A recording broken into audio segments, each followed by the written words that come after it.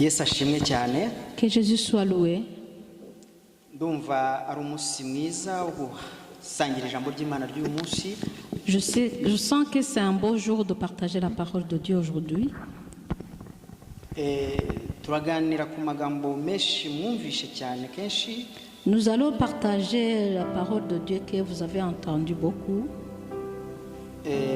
Ariko ndabanza mbasabe bantu b'Imana. Mais j'aimerais bien vous demander quelque chose de bien-aimé de Dieu. Abadukurikiye ku murongo wa YouTube, Ceux qui nous suivent en ligne sur YouTube, Imana ibahe umugisha cyane. que Dieu vous bénisse abondamment. Nabo turi kumwe hano, Imana ibahe umugisha cyane. Et même ceux à qui nous sommes ensemble aujourd'hui ici, que Dieu vous bénisse abondamment. Ndashaka kubaha message J'aimerais bien vous donner un message yo gusengerera. de prière pour l'Europe. Ndagira ngo twinginge Imana cyane mu gihe nk'iki. J'aimerais bien que nous supplions Dieu dans ce moment-ci. Ukwizera niko kurema ni nako guhindura. C'est la foi qui crée et c'est la foi qui change. Europe iri mu bihe bidasanzwe muri iki gihe. L'Europe est en train de traverser les moments qui ne sont pas normaux. Ndagira ngo nsaba abanyamadini J'aimerais bien demander les religieux ndetse n'abasenga et même ceux qui prient kugira ngo dusengere abanyapolitiki bo muri Europe. pour que nous puissions prier pour les politiciens européens, Dusengere abaturage bo muri Europe que nous prions pour la population européenne, kugira ngo Imana ifungure abantu amaso. pour que Dieu ouvre les yeux des gens.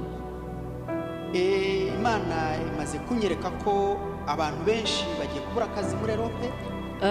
Dieu m'a déjà montré qu'il y a beaucoup de personnes qui vont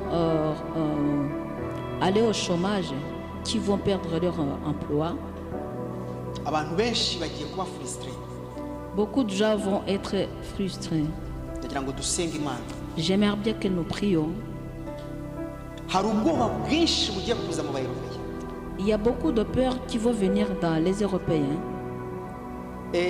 Ndagira ngo mvuge ijambo rikomeye ariko dukwiriye gusengera cyane. Je vais prononcer une parole qui est très importante, mais que j'aimerais bien que nous prions là-dessus. Hari agenda caché, navuga ngo ni agenda satanique. Il y a un agenda qui est caché que je peux appeler agenda satanique. Satani arashaka gukenesha Europe. Satan veut mettre en pauvreté l'Europe.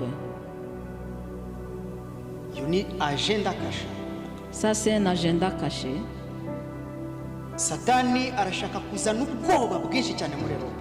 Satan veut amener beaucoup de peur ici en Europe. Ndagira ngo dusenge twinginga Imana. J'aimerais bien que nous prions et que nous supplions Dieu. Nongeye guhishurirwa ko hagiye kuba muvoma nyinshi mu bihugu byinshi byo muri Europe. J'ai été révélé qu'il y aura beaucoup de mouvements ici en Europe. Izo muvoma zizaba zisaba kuva muri ko ibihugu byabo biva muri Europe. Ce mouvement-là vont demander que les pays européens vont quitter l'Union européenne.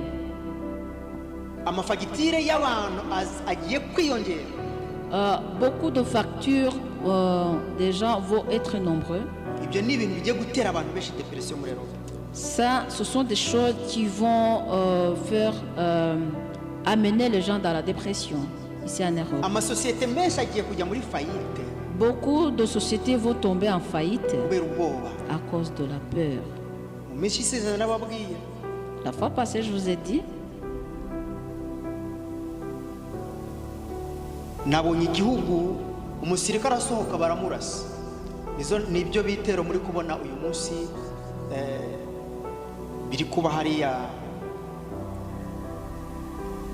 la fois passée, je vous ai dit que Zaporozhye. je vous ai dit que j'avais vu un militaire qui est sorti de chez lui et on l'a fusillé. Et voilà les attaques qui sont en train de se faire dans les pays là en Pologne. iriya ntabwo ari intambara Ça, c'est pas la guerre. ahubwo ni uguprepara ubwoba mu bayiropeye. C'est le moment de préparer la peur dans les Européens. hagiye kuba intambara invisible, intambara y'ubwoba. Il va y avoir une guerre invisible qui est la guerre de la peur. niyo mpamvu mbasaba ngo abasenga mureke dusengere. C'est pourquoi je vous demande, ceux qui prient, laissons-nous prier pour l'Europe. Imana idufashe cyane. Que Dieu nous aide beaucoup. Dusengere abanyapolitiki kugira ngo badakora amayerere.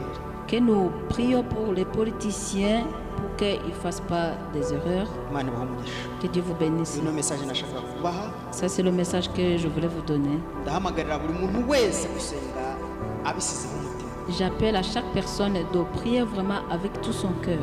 Imana ibahe umugisha. Que Dieu vous bénisse. Tugiye kuganira ku ijambo ry'Imana rivuga kwizera. On va parler la parole de Dieu qui a le thème de la foi. Kwizera niko kutumenyesha ubwami bw'ijuru. C'est la foi qui nous fait connaître le royaume des cieux. Kwizera niko kudusimbutsa ibyago bya Satani. C'est la foi qui nous fait sauter les dangers de Satan.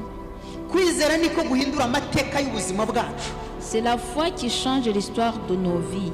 Kwizera niko kuzahindura amateka ya Europe. C'est la foi qui va changer l'histoire de l'Europe. Amen. Amen. Kwizera kwawe niko kuzazana urukundo mu bantu. C'est ta foi qui va amener l'amour entre les gens. Reka mbabwira, Laisse-moi vous dire. iyibagirwa uhamagara Imana. Oublie-toi et invoque Dieu. Urukundo si ukwikunda wenyine gusa, L'amour, c'est pas de s'aimer simplement, ahubwo ni ugukunda n'abandi. c'est aimer les autres aussi. Imana iri gushaka abantu barenze imitekerereze yo kwirebaho bakareba imitekerereze yo kureba ku bandi bantu. Dieu est en train de chercher les gens qui ont dépassé la façon de penser sur eux-mêmes, mais qui sont en train de penser pour les autres aussi. Tugiye gusoma mu gitabo cy'Abaheburayo, On va lire dans Hébreu, turasoma umurongo umwe gusa, juste un verset. turasoma mu gice cya 11, Nous allons lire Hébreu chapitre 11, turasoma umurongo wa 3 gusa wonyine. juste verset 3 que nous allons lire. Impamvu ushaka ko tuganira kwizera, La raison pour laquelle j'aimerais bien que nous parlons sur la foi, tugiye guca mu bintu bikomeye. on va traverser les moments difficiles. Ntabwo tuzahanyuzwa n'amagambo, C'est pas les paroles qui nous vont faire traverser. umuntu azahanyuzwa n'Imana imurimo yamenye. Quelqu'un va être traversé par là par Dieu qui est en lui parce qu'il l'a connu. Umurongo wa 3 s'il vous plaît. Juste verset 3 s'il vous plaît. Hébreux, chapitre 11, verset 3. C'est par la foi que nous comprenons que le monde a été formé par la parole de Dieu, de sorte que ce qu'on voit ne provient pas de ce qui est visible. Amen. Amen. Ukwizera La foi, niko kutumenyesha ku isi c'est ça qui nous fait connaître que le monde yaremwe n'ijambo ry'Imana. a été créé par la parole de Dieu. Yubatswe n'ijambo ry'Imana. Que la terre a été construite par la parole de Dieu. Nicyo gituma kwizera nikuba mu biboneka. C'est pourquoi la foi ne se voit pas dans les choses visibles. Kwizera kw'Imana ibasha kurokora Europe kuko tuyizeye. Nous croyons que Dieu peut sauver l'Europe parce que nous croyons en lui. Kwizera kw'Imana ibasha gukiza abantu kuko tuyizeye. Nous croyons que Dieu peut sauver les gens parce que nous croyons en lui. Amen. Amen. Kwizera kwawe niko kuzahindura amateka y'iki gihugu. C'est ta foi qui va changer l'histoire de ce pays. Umutima wawe reje niwe uzahindura umutima w'umuryango wawe n'igihugu urimo. C'est ton cœur qui va changer ta famille et même le pays où tu te trouves. Reka dusome tujye muri Petero wa 2. On va aller dans 2 Pierre. Imana idufashe cyane. Que Dieu nous aide beaucoup. Turasoma mu gice cyawo cya 3. 2 Pierre chapitre 3. Turasoma amagambo menshi aha hantu. Là, nous allons lire beaucoup de mots ici. ariko icyo ndi kwifuza ko mumenya Mais ce que je souhaite que vous connaissiez, ntacyo ufite kitasizweho n'ukuboko k'Uwiteka. il n'y a rien que tu as qui n'a pas été mis par la main de Dieu. Imana idufashe cyane. Que Dieu nous aide beaucoup. Turasoma duhereye ku murongo wa 5. Nous allons lire à partir du verset 5, 5, 6, s'il vous plaît. versets 5 et 6. 2 Pierre 2, chapitre 3, versets 5 et 6. Oui. En effet, ils oublient volontairement qu'il y eut autrefois des cieux et une terre qui, du milieu de l'eau et formée par l'eau, surgit à la parole de Dieu, et que dans les mêmes causes, le monde d'alors périt submergé par l'eau. Amen. Imana idufashe cyane. Que Dieu nous aide beaucoup. Isi ngo ya kera La terre de l'époque yarimbuwe n'amazi. a été détruite par l'eau. Imana iravuga ngo isi uyu munsi izarimburwa n'umuriro. Dieu dit que le monde d'aujourd'hui va être détruit par le feu. Ibyaha by'abantu nibyo byatumye isi ya kera irengwaho n'amazi. C'est le péché des gens de l'époque qui ont causé la destruction du monde de l'époque.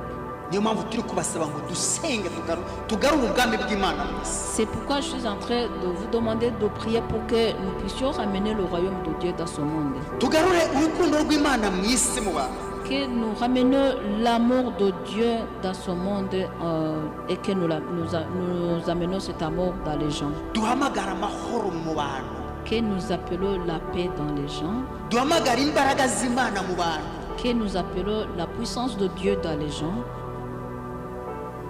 Dusome ku murongo verset 7 à 8, s'il vous plaît. Turasoma aya magambo kugira ngo tukanguke. Nous lisons cette parole pour que nous puissions être éveillés. Versets 7 et 8. Mais par la même parole, les cieux et la terre actuels sont gardés en réserve pour le feu, en vue du jour du jugement et de la perdition des impies. Mais il est un point que vous ne devez pas oublier, bien-aimés, c'est que devant le Seigneur, un jour est comme 1000 ans, et 1000 ans sont comme un jour. Amen. Imana idufashe cyane. Que Dieu nous aide beaucoup. Isi y'uyu munsi Le monde d'aujourd'hui izakurwaho n'umuriro. va être détruit par le feu. Isi ya kera yakuweho n'amazi. Le monde de l'époque a été péri par l'eau. Kandi ijambo ry'Imana avuga ngo isi izamarwa n'abayituye. Et la parole de Dieu dit que le monde va être détruit par les gens qui l'habitent. Umuriro tuwicaye hejuru. On est assis au-dessus du feu. Amerika umuriro uheruka kwaduka usenya regiyo urayirangiza. Vous vous rappelez que c'est d'un état, il y a le feu qui est venu en Amérique, ce feu-là a détruit toute la région. Hakurya ahangaha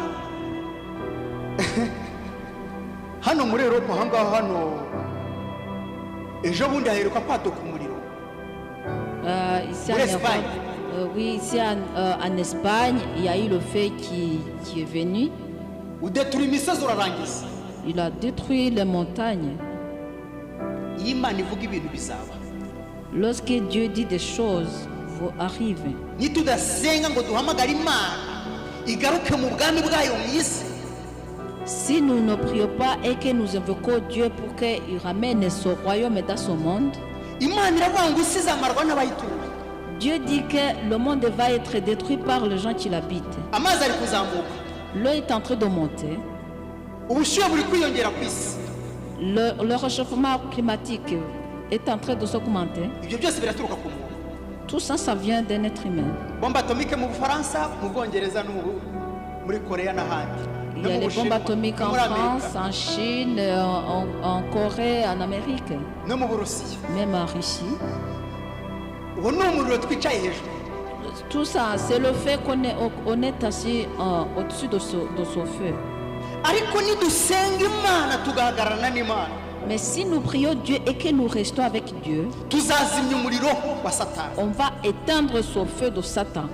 Ariko nitutabana n'imana Mais si nous ne restons pas avec Dieu, ni twebwe ubwacu tuzatsinda. c'est nous-mêmes qui vont allumer ce feu. Mube maso musenga imana, Soyez prudents et priez Dieu. mube maso muhamagara ubwami bw'imana. Soyez éveillés et appelez le royaume de Dieu. Ukuri ni kuryoha mu matwi, La vérité n'est pas bonne à dire. mwihangane. Soyez patients. Tugomba kuba mu kuri kugira ngo dusohoke mu kibi. On doit être dans la vérité pour que nous puissions sortir de mauvaises choses. Hano ni ijambo ry'imana ribimbwira. Ça, c'est la parole de Dieu qui me le dit. Njye ntabwo nigeze nandika iki gitabo. Moi, je n'ai pas écrit ce livre. Kandi ijambo ry'imana, imana yavuze ngo nta nyuguti n'imwe izavanwaho. Et la parole de Dieu, Dieu a dit qu'il n'y a aucun mot qui va être tranché. Ninde uyu munsi ubuza amahoro kuko abantu b'imana bari kurimuka?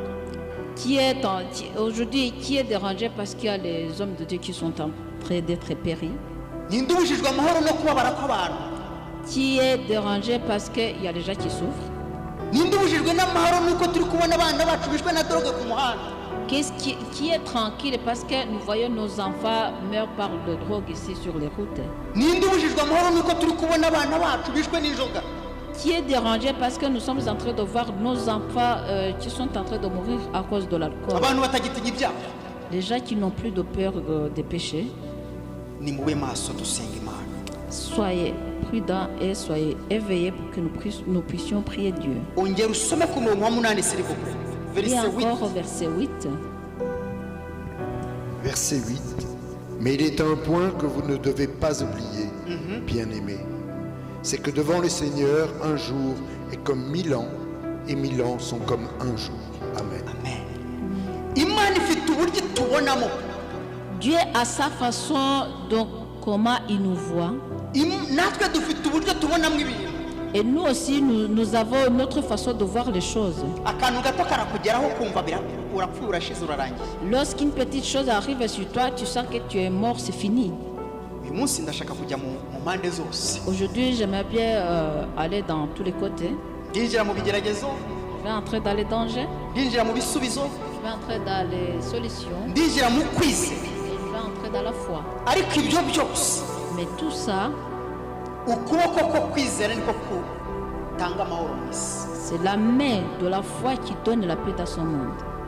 Ukuboko k'urukundo rw'Imana niko gutanga amahoro mu isi. C'est la main de l'amour de Dieu qui donne la paix dans son monde. Reka mbabwire, Laisse-moi vous dire. ijambo ry'Imana kuri uyu murongo rirambwira. La parole de Dieu sur ce verset me dit, Uko ubona iminsi siko Imana iyibona. toi, la façon dont tu vois les jours, c'est pas comme ça que Dieu voit ses jours. Imana irakubwira ikintu uyu mwanya, Dieu te parle quelque chose maintenant ugashaka kukibona ejo mu gitondo. et toi tu veux la voir demain matin. Kubera ko intege nke zawe ziri mu gitondo. Parce que ta faiblesse, ça se limite juste demain matin. Umunsi umwe kuri wowe ngo ni iminsi igihumbi ku Uwiteka. Un jour pour toi vaut 1000 jours à Dieu. Kubera ko Imana ntibona ibintu kimwe nawe. Parce que Dieu ne voit pas les mêmes choses comme toi. Umunsi umwe kuri njyewe Un jour pour moi, umbera iminsi igihumbi. c'est comme 1000 jours devant Dieu. Hano ndashaka kubigisha kwihangana mugategereza Imana musenga. Ici, je suis en train de vous apprendre vraiment de patienter et vous attendez Dieu à rester dans la prière. Kwizera niko kuzaguha kwihangana. C'est la foi qui va te donner d'être patient. Kubera ko Imana izakubwira ati ngiye kukugirira neza, ubitekereje ejo ntibibe, uve mu masezerano. Parce que Dieu va te dire qu'il va te faire du bien et toi tu vas penser que ça va arriver demain et si ça n'arrive pas, tu vas te décourager et tu vas abandonner. Kuko wabibonye mu cyumweru kimwe, Imana ibibona mu mezi atatu cyangwa mu myaka itatu. Parce que toi tu l'as vu juste dans une semaine, mais Dieu l'a vu dans 3 mois ou même dans 1 an. Nicyo uyu murongo usobanura wowe. C'est ça ce que ça veut dire ce verset. Ibihe byawe si byo bihe by'Imana. Tes saisons, c'est pas la même chose de saison de Dieu. Amaso yawe siyo maso y'Imana. Tes yeux ne sont pas les mêmes yeux de Dieu. umutima wawe si wo mutima w'Imana. Ton cœur, c'est pas le cœur de Dieu. Reka mbasabe bene data, Laisse-moi vous demander, bien-aimé, wicika intege, ne te décourage pas. wicika intege, tube maso dusenge. Ne te décourage pas. Hein. Restez éveillé et tu pries. Dukomeze dusoma ku murongo wa 9. On va continuer à lire au verset, on va continuer à lire au verset 9 et 10. Hano ndashaka ngo twinjire mu bubasha bw'Imana. Ici, j'aimerais bien que nous entrions dans la puissance de Dieu. Kwizera La foi kuguha kwihanganira ibihe biri imbere. te donne de patienter pour les saisons qui viennent dans l'avenir. Kwizera kuguha kwihanganira ibihe uri gucamo. La foi te donne de patienter pour les moments que tu es en train de traverser, kugira ngo urindire isezerano ryawe, pour que tu attendes ta promesse, kugira ngo utegereze ubushake bw'Imana. pour que tu attendes la volonté de Dieu sur toi. Uwiteka ntatinze ku buzima bwawe, ni umwizera. Le Seigneur ne tarde pas si tu crois en lui. Imana iguhe umugisha. Que Dieu Somere te bénisse. Tu peux lire après? verset 9, la même chapitre. Versets 9 et 10. Le Seigneur ne retarde pas l'accomplissement de sa promesse, comme quelques-uns le pensent. Il use de patience envers vous. Il ne veut pas qu'aucun périsse, mais il veut que tous arrivent à la repentance. Le jour du Seigneur viendra comme un voleur. En ce jour-là, les cieux passeront avec fracas, les éléments embrasés se dissoudront, et la terre avec les œuvres qu'elle renferme sera consumée. Amen. Amen. Isezerano ry'Imana naho ryatinda ntirizahera. La promesse de Dieu, même si elle peut tarder, elle va toujours s'accomplir. Ntazatinda kuza kukugirira neza. Le Seigneur ne va pas tarder de venir pour te faire du bien. Wikihutisha igihe cye, Il ne faut pas faire précipiter son temps, kuko Imana ibona ibintu mu bihe bitandukanye n'ibyawe. parce que Dieu voit les choses dans les moments, dans les différents moments de ce que toi tu crois. Imana ikorera mu gihe gitandukanye n'icyawe. Dieu agit dans son temps qui est différent de ton temps. Kwihangana kwawe niko kukugeza ibwami. C'est ta patience qui t'amène chez le roi. Ubwami bw'Imana, Le royaume de Dieu, ubwami bw'ibisubizo byawe. le royaume de tes solutions. Nutihangana Si tu, uzagera ku masezerano. si tu n'es pas patient, tu ne vas pas arriver à l'accomplissement de tes promesses. Niyo mpamvu twabonye ku murongo wa 8 ibihe byawe bitandukanye n'iby'Imana. C'est pourquoi nous avons vu qu'au verset 8, ton temps est différent du temps de Dieu. Umunsi umwe w'umwami wacu Un jour de notre Seigneur, ni iminsi igihumbi y'Imana. Ni c'est iminsi igihumbi. 1000 jours. Ariko kuri wowe Mais pour toi, urabishaka ejo mu gitondo. tu veux que ça se réalise demain matin. Dukuwe mu nzira y'Imana n'iby'Imana yatuvuzeho, dushaka uwo mwanya. On a abandonné le chemin de Dieu à cause de pouvoir ne pas patienter de ce que Dieu nous a promis. Reka mbabwire, Laisse-moi vous dire. ijuru rizageramo abihanganye. Le ciel, les gens qui ont eu la patience, c'est eux qui pourront y arriver. Abasereka ubwami bw'Imana ni abizeye bihanganye. Ceux qui servent le royaume de Dieu, c'est les gens qui ont la foi et qui patientent. Ntabwo ubwami bw'Imana ntibubamo amarangamutima. Dans le royaume de Dieu, il n'y a pas de sentiment. Ntiyabamo ibyubahiro, Il n'y a pas l'honneur. ntiyabamo kubukomera amashyi. Il n'y a pas le fait de t'applaudir. Hariho guca bugufi ugashyirwa hejuru. Il y a le fait d'être humble et après on t'élève. Mu bwami bw'Imana ntihariho ibyicaro bakwicazamo, ijuru rirakwicaza. Dans le, Ukanaguhagurutsa. dans le royaume de Dieu, il n'y a pas une place qui est réservée pour toi. C'est le ciel qui te fait asseoir et qui t'élève aussi. nimube maso murindire igihe cy'Imana ku buzima bwanyu. Soyez éveillés et attendez le temps de Dieu sur vous. Mwishaka guhaguruka mbere y'ubushake bw'Imana. Il ne faut pas vous lever avant la volonté de Dieu. Mwishaka gukora mbere y'ubushake bw'Imana. Il ne faut pas agir avant la volonté de Dieu. Gira kwizera. Il faut avoir la foi. Hagararana n'ijambo ry'Imana. Il faut tenir avec la parole de Dieu. Ndacyakomeza gusoma muri iki gice. Je continue à lire dans ce chapitre. Twongere dusome ku murongo wa 11 n'uwa 12. Nous allons lire aussi au verset 11 et 12. Hano ndashaka kugira ngo tuvuge ikirere. Qu'est-ce que je veux que nous parlions ici? Va mu bitekerezo byawe bya kera. Il faut laisser tes pensées de l'époque. Va mu ntege nke zawe z'umunsi w'ejo. Il faut laisser ta faiblesse pour le jour de demain. Imana nikora nk'uko utekereza. Dieu n'agit pas comme toi tu le penses. Non. Imana irakora, ishobora gukora uyu mwanya, ishobora no gukora mu myaka izaza. Dieu peut agir maintenant comme il peut agir dans les années prochaines. Uyu munsi turakomeretsa abantu kubera ko tudafite amakuru y'ijuru. Aujourd'hui, nous blessons les gens parce que nous n'avons pas les nouvelles du ciel. Ariko nugira amakuru y'ijuru uzahagararana n'Imana n'abantu b'Imana neza. Mais si tu as les nouvelles du ciel, tu vas bien rester avec Dieu et même avec les personnes. Ntabwo nzakubuza amahoro ngo uyambuze. Je ne vais pas t'empêcher d'avoir la paix et toi aussi tu ne vas pas m'empêcher. Kubura kwizera n'ubwenge bw'Imana bitujyana kure y'Imana. Le manque de la foi et de la sagesse de Dieu nous amène loin de Dieu. Bikadukoresha amakosa. Et nous commençons à faire des erreurs. Tugatangira kwicira inzira. Et nous commençons à tracer nos chemins nous-mêmes. Mube maso. Soyez éveillés. Imana ibamugisha. Que Dieu vous bénisse. 11, 12. Versets 11 et 12, bien-aimés. Versets 11 et 12. Puisque tout cela est en voie de dissolution, combien votre conduite et votre piété doivent être saintes. Attendez et hâtez l'avènement du jour de Dieu, où les cieux enflammés se dissoudront et où les éléments embrasés se fondront. Amen. Reka mbabwire. Laisse-moi vous dire, Umunsi w'Imana le jour de Dieu n'umunsi wawe est ton jour. n'ibihe bitandukanye bibiri. Ce sont les différents moments. Hari ibintu bigomba gusinzira muri twe by'Imana bigakanguka.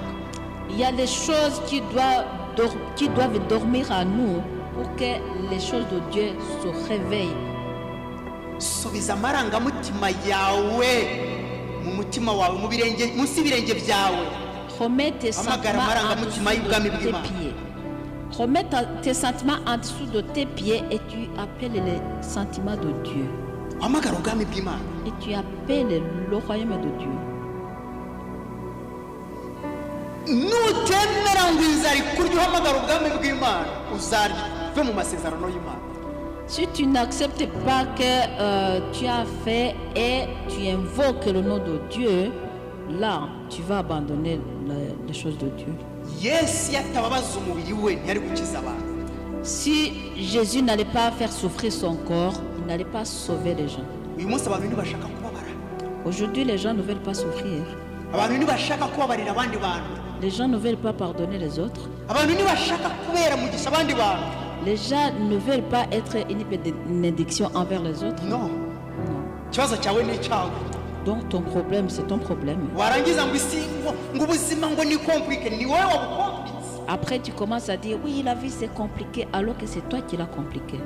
Ntabwo ufasirita ubuzima bwanjye ngo nanjye mfasirite ubwawe. Tu ne facilites pas ma vie et que moi aussi je facilite ta vie. Ni gute se ubuzima butazaba compliqué? Comment la vie ne va pas être compliquée? Nta mutima w'ubumuntu kurimo. Il n'y a pas un bon cœur en toi. Nta mutima w'ubumana ukurimo. Il n'y a pas le cœur de Dieu en toi. Ni gute se uzazana ubumana mu bantu?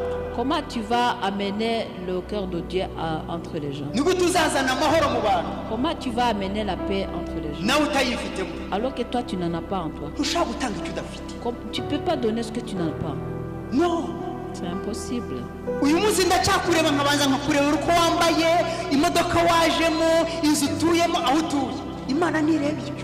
Aujourd'hui, je te regarde et je vois d'abord la manière que tu t'habilles, là où tu habites, la maison là où tu habites, la voiture que tu conduis. Non, Dieu ne regarde pas les choses comme ça. Imana ireba umutima utuyemo. Dieu regarde le cœur. Imana ireba ikikurimo. Dieu regarde ce qui est en toi. Amen. Amen. Uyu munsi turajije abantu tubarebeye inyuma. Aujourd'hui, nous jugeons les gens à travers de l'extérieur. Uyu munsi gufasha umuntu bihinduka ikibazo. Aujourd'hui, quand tu es de quelqu'un, ça devient un problème. Ah, n'umwirasi bashaka kwerekana ko ari umukire. Ntabwo ari byo. Ah, il est orgueilleux, il veut montrer comment il est. Non, c'est juste le cœur qu'il a. Afite umutima w'Imana. Il a le cœur de Dieu. Umutima w'Imana ufasha abandi kujya mu by'Imana. Le cœur de Dieu aide les autres d'aller dans les choses de Dieu. Ese mwansobanurira impamvu uyu munsi dukora ibintu tukabishyira kuri kamera? Est-ce que vous pouvez m'expliquer pourquoi aujourd'hui nous faisons des choses et nous le mettons sur la caméra? Nuko turashaka kugaragaza ibyo twakoze. Parce que nous voulons Dukora neza muri communauté Pierre Vivante. Turi abantu b'Imana. Et on veut dire oui, voilà, dans la communauté Pierre Vivante, nous faisons des bonnes choses, nous sommes les hommes de Dieu. Non. Ibyo si byose yadutumye. C'est pas ça que Jésus nous a envoyé de faire. Arashaka ko tugira gukora tutabisize mu bwibone, tugira gukora tutisize hejuru. Il veut que nous ayons la volonté de faire quelque chose sans avoir l'orgueil et que nous faisons des choses sans avoir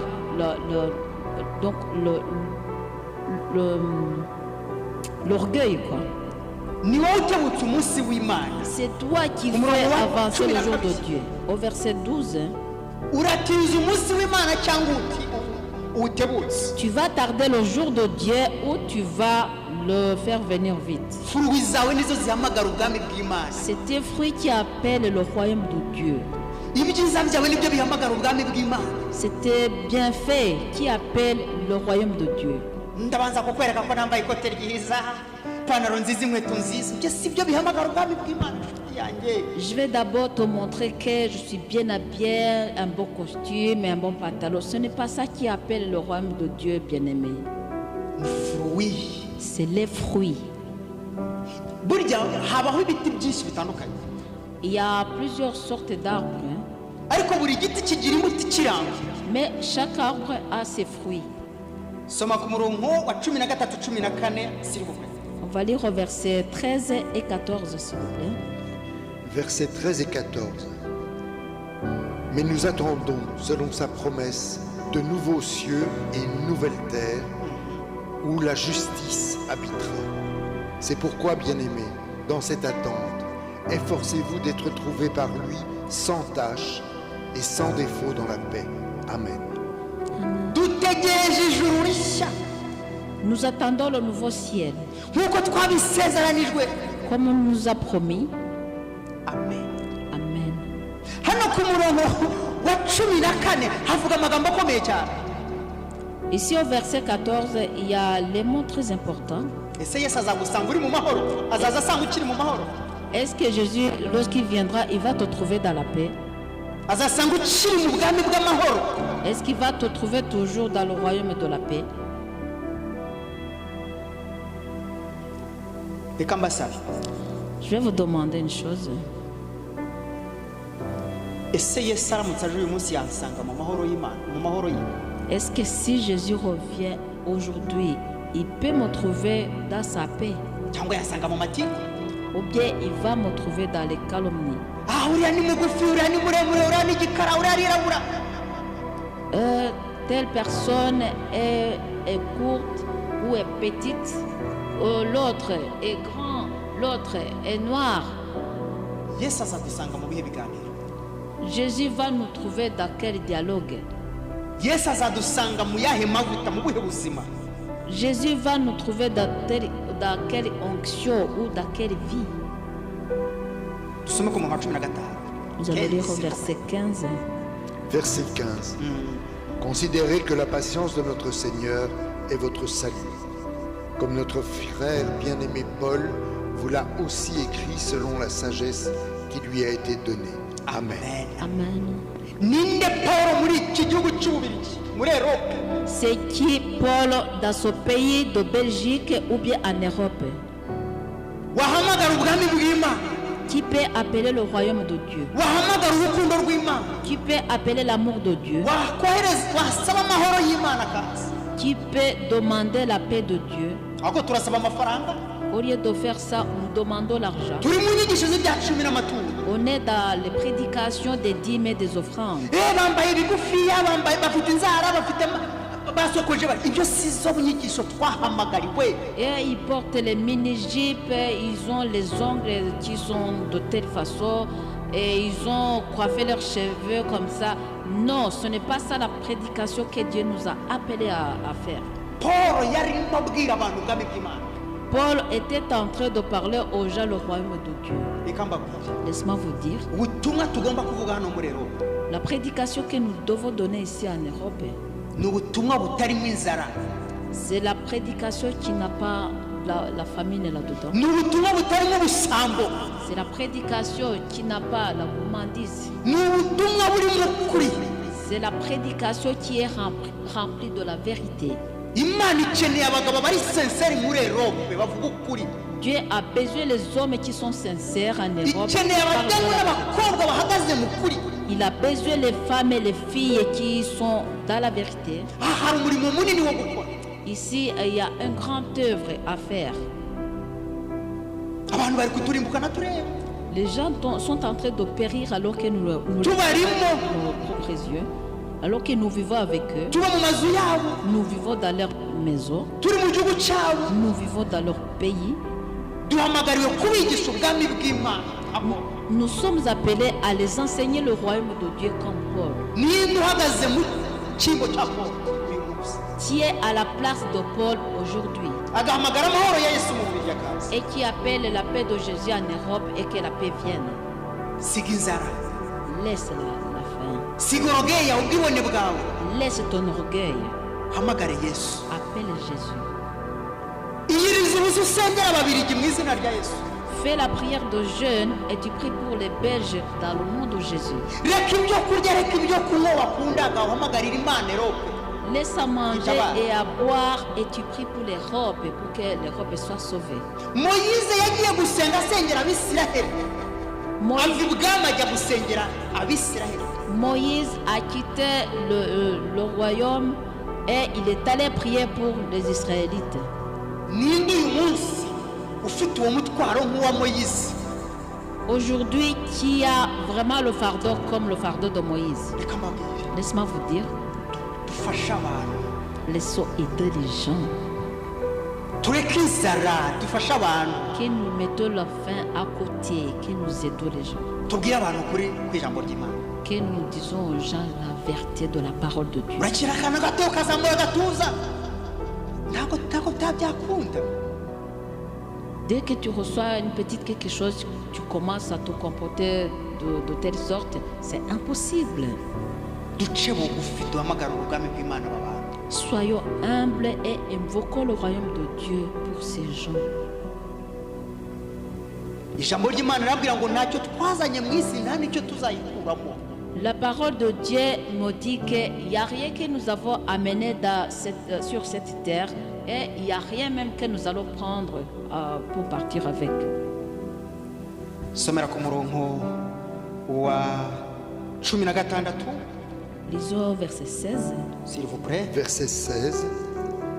C'est ce qu'il a fait dans toutes les lettres où il parle de ces sujets et où se trouvent des passages difficiles à comprendre, dont les personnes ignorantes et mal affermies, tordent le sens, comme elles le font du reste des Écritures pour leur propre perdition. Amen. Tureke kwinyora ubwami bw'Imana mw'ibi bihugu. Il ne faut pas ignorer le royaume de Dieu dans ces pays. Twe kubona nk'abantu inzara yacu, Il ne faut pas voir dans les gens notre faim. no, Non. babonemo Imana yawe ahubwo. Qui voit vraiment ton Dieu en toi. Reka nkubwire, Laisse-moi te dire. nugira inyota Si tu as la soif, uzamara abandi bantu inyota. tu vas aider aux autres de ne plus avoir la soif. ariko nugira ubukene uzatera abandi bantu ubukene. Mais si tu as la pauvreté, hein, tu vas faire que les autres aussi soient pauvres. ubukene bw'abantu buri mu mitima. La pauvreté des gens se trouve dans leur cœur. ntabwo ari amafaranga. C'est pas l'argent. amafaranga arahari, Il y a l'argent. turayafite pe, On a assez d'argent. ahubwo icyo tubuze ni umutima uyakoresha. Mais ce qui nous manque, c'est le cœur de l'utiliser. nicyo tubuze. C'est ça qui nous manque. amafaranga aradukoresha aho kugira ngo tuyakoreshe. L'argent nous utilise au lieu que c'est nous qui devons utiliser l'argent. ndabasabye Je vous demande, dusengere bene data prions pour nos bien-aimés, b'abayeropeye, nos bien-aimés européens, yesu yinjire mu buzima bwabo, pour que Jésus entre dans leur cœur, tubasabire kwizera que nous prions pour eux le fait d'avoir la foi ubwami bw'imana bubazemo, et que le royaume de Dieu entre en eux ducishijwe bugufi. et que nous aussi nous soyons humbles. ariko igihe ukirebera umuntu inyuma ntabwo uzamwigisha imana. Mais le moment que tu continues à voir quelqu'un de l'extérieur, tu ne sais pas l'apprendre Dieu. igihe ukigendera mu marangamutima Lorsque ibizasha. tu marches selon les sentiments, ce sera impossible. dusome ku murongo wa 17, 18. On va lire au verset 17 et 18. s'il vous plaît. Versets 17 et 18. Vous donc, bien-aimés, qui êtes prévenus, soyez sur vos gardes, de peur qu'entraînés par l'égarement des impies, vous ne veniez à déchoir de votre fermeté, mais croissez dans la grâce et la connaissance de notre Seigneur et Sauveur Jésus-Christ. À lui la gloire maintenant et jusqu'au jour de l'éternité. Amen. Amen. ikintu dukeneye inshuti z'imana Ce que nous avons besoin, bien-aimés, ni ukubwira aba bantu yesu wabapfiriye. c'est de dire à ces gens Jésus qui est mort pour eux. ntabwo ari ukubabwira uko bambaye, Ce n'est pas de les dire comment ils sont habillés. si ukubabwira uko banywa n'uko barya, C'est pas le fait de leur dire comment ils mangent ou comment ils boivent. ni ukubabwira yesu wabapfiriye, C'est de les parler Jésus qui est mort pour eux. kubabwira yesu bakuraho ibyaha, De les parler Jésus qui enlève leurs péchés. kubabwira yesu utanga amahoro, De les parler Jésus qui donne la paix. kubabwira yesu uhindura ubuzima n'amateka. De les parler Jésus qui change la vie et l'histoire. amen. Amen. kubabwira yesu ubabarira. De les parler Jésus qui pardonne. tuvuga yesu wica, imana yica, Nous parlons Jésus qui irabadetuza. tue, Dieu qui Non. tue. Non. yesu ntiyaje kwica, yaje gukiza. Jésus n'est pas venu pour tuer, il est venu pour sauver. turababwira imana yo mu egiputa. Nous parlons du Dieu des Égyptiens. egiputa ntikiriho uyu munsi, egiputa ntikiriho uyu munsi ko twamenye yesu. L'Égypte n'existe plus aujourd'hui parce que nous connaissons déjà Jésus. yesu niwe wakuyeho egiputa. C'est Jésus qui a aboli l'Égypte. dukure abantu mu egiputa ahubwo, Ramenons les gens de l'Égypte. kuko yesu yaje kutwereka inzira kubasohora. Parce que Jésus est venu nous montrer le chemin de les faire sortir. turacyavuga egiputa ya kera, On est en train de continuer à parler de l'Égypte de l'époque. turacyavuga imana irimbura. Nous continuons à parler le Dieu qui détruit. tubanze tubabwire impamvu barimbuka. Il faut d'abord les parler pourquoi ils sont en train de périr. turivuga imana itera ubwoba, On est parlé de Dieu qui est terrible. turavuga imana ya farawo On est en train de parler de le Dieu des pharaons iheza abantu mu buretwa. qui laisse les gens dans la servitude. uyu munsi ndababwira imana ikura abantu mu buretwa. Aujourd'hui, je vous parle le Dieu qui enlève les gens de servitude. iyo niyo yaje à travers de jésus.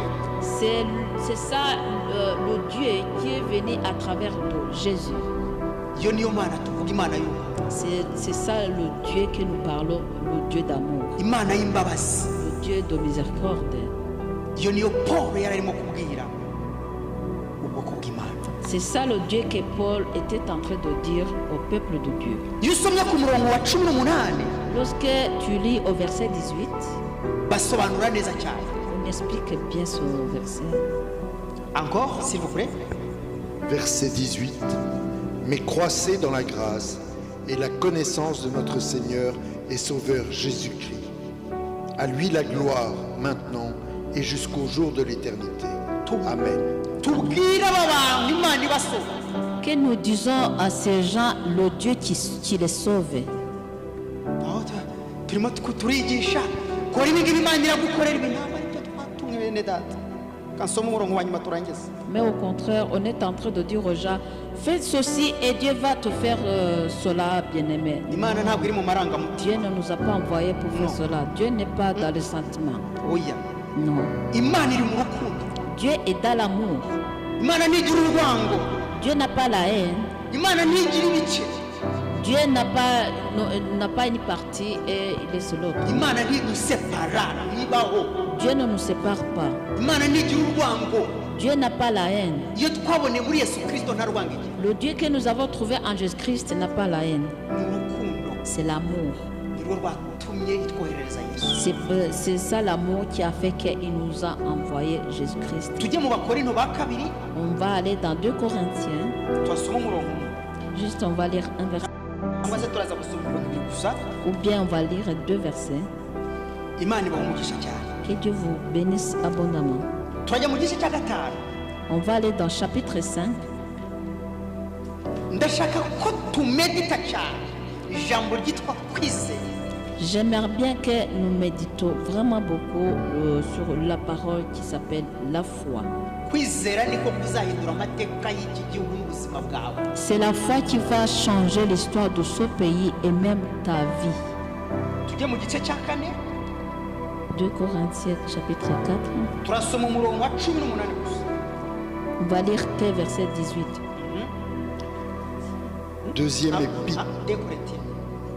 Deuxième épître de Paul aux Corinthiens, chapitre 4, verset 18. Oui. Aussi nous regardons non point aux choses visibles, mais à celles qui sont invisibles, car les choses visibles sont momentanées et les invisibles sont éternelles. Amen. Amen. Ngo natwe ntitureba kubiboneka ngo ahubwo tureba kubitaboneka. Nous aussi, nous ne regardons pas sur les choses visibles, mais nous regardons les choses invisibles. Igihe cyose ukirebera abantu mu biboneka ntabwo uzabageza ku bitaboneka. Le fait que tu regardes toujours les gens sur les choses visibles, tu ne vas pas les amener aux choses invisibles. Ntibikunda. C'est impossible. Niyo mpamvu twigisha abantu ibigaragarira amaso. C'est pourquoi nous prêchons les gens les choses qui sont visibles. Dusome mu gice cya gatanu. On va lire, La même chapitre. On va aller dans... Non, pardon, c'est pas la même chapitre. La même livre. Chapitre 5, verset 7, s'il vous plaît. On va aller au chapitre 5, verset 7. Deuxième épître de Paul aux Corinthiens, chapitre 5, chapitre 5, verset 7. C'est bien. Car nous marchons par la foi et non par la vue. Amen. Amen. Ndarangije ijambo ry'Imana. Je clôture là-dessus. Ngo kuko tuba tujye tuyoborwa no kwizera tutayoborwa n'ibyo tubona. Parce que nous marchons par la foi et non par la vue. Igihe tukireba aba bantu tukababonamo ibintu ntituzabona Imana ntituzababwira Imana. Au moment que nous continuons à regarder ces gens et nous voyons les choses là-dedans, les choses visibles, là, ça n'ira pas. Urasanga umuntu ku muhanda ukamucira urubanza ukabyumva. Tu trouves quelqu'un sur la rue et tu commences à le juger. Urasanga umuntu mu kabari ukamucira urubanza ukabyumva. Tu trouves quelqu'un au cabaret, tu commences à le juger. Ntabwo uzi icyamujyanyeyo. Tu ne sais pas pourquoi il est allé là-bas. Ntuzi impamvu ari muri iyo situation. Tu ne sais pas pourquoi il est en train de traverser cette situation. Kandi ugaragara nk'umuvugabutumwa umukozi w'Imana umuntu w'Imana. Là, tu te mets comme un prédicateur, un homme de Dieu vraiment qui est rempli du Saint-Esprit. Il faut laisser les sentiments et vous invoquer Jésus dans vos vies. Laisse-moi vous dire.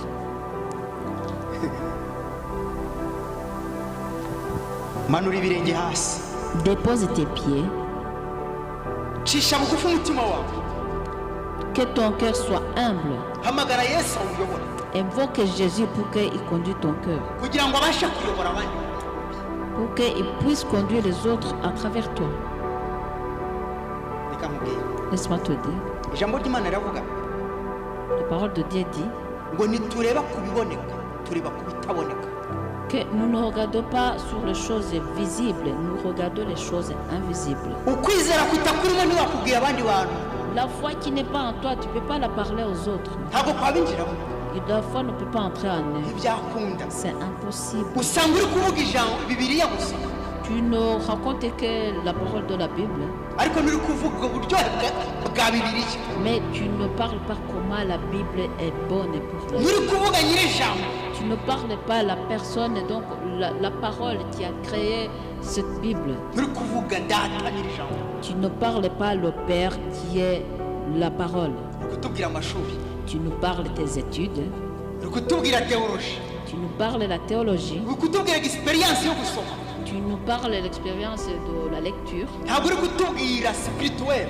Tu ne nous parles pas à ce qui concerne la spiritualité. Reka mbabwire, Laisse-moi vous dire, hano harimo ici, umwuka wera, ici il y a le Saint-Esprit dedans. hano harimo GPS yo kukuyobora, Ici, il y a le GPS qui peut te guider. hano harimo ubuzima bw'ijuru. Ici, il y a la vie du ciel. Yesu abamugisha. Que Jésus vous bénisse. Reka tuvuge iri sengesho, On va prier comme ça. wowe utarakizwa udukurikira Toi, tu n'es pas encore sauvé, tu nous suis. cyangwa se ubana n'abatarakizwa, Ou bien tu vis avec les gens qui ne sont pas encore komeza sauvés. ubasengere, Continue à prier pour eux. komeza witange ku bwabo, Continue à te sacrifier pour eux. komeza wingingire ku bwabo. Continue à supplier pour eux. Ariko nimba utarakizwa, Mais si tu n'es pas encore sauvé, subiramo iri sengesho. répète cette prière. Mwami Yesu, Seigneur Jésus, nje imbere yawe, je viens à toi. mbabarira ibyaha byanjye, Pardonne-moi tous mes péchés.